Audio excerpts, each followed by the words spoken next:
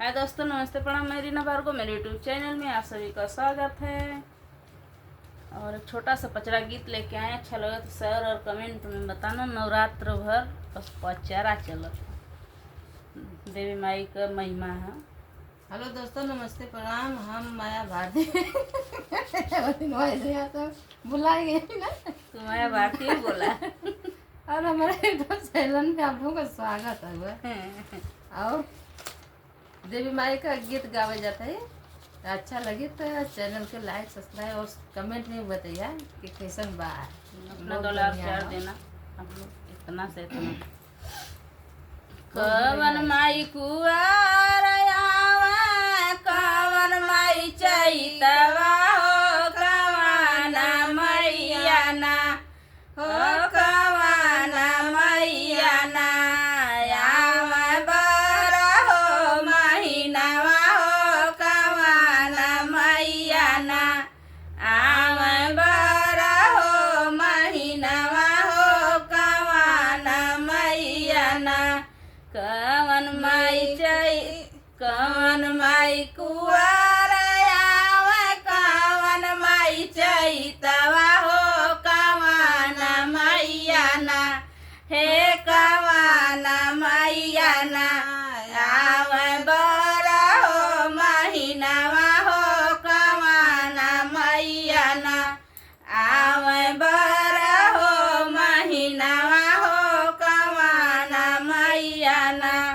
दुर्गा माई कुआर आवा, शीतला माई जैतवा हो, शीतला मैया ना हे, शीतला मैया ना आवा बरा हो महीनावा हो, शीतला मैया ना आवा बरा हो महीनावा हो, शीतला मैया ना।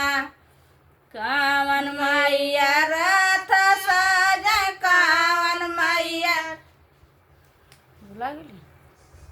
कवन मैया शेर चढ़ा, कवन मैया हथिया हो, कवन मैया ना कर गदा कई सवरिया हो, कवन मैया ना।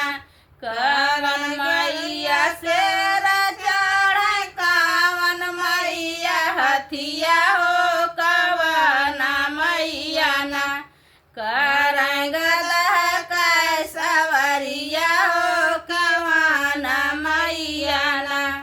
दुर्गा मैया शेर चढ़ा, काली मैया हथिया हो, शीतला मैया ना ओ शीतला मैया ना कर गदा कै सवरिया हो, शीतला मैया ना कर गदा कै सवरिया हो, शीतला मैया ना।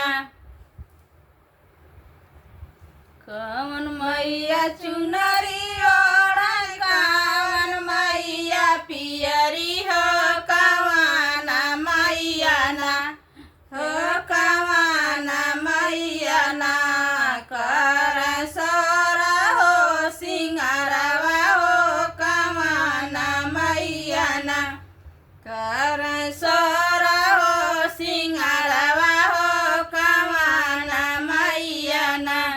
दुर्गा मैया चुनरी ओढ़िना, काली मैया पियरी हो, शीतला मैया ना हो, शीतला मैया ना।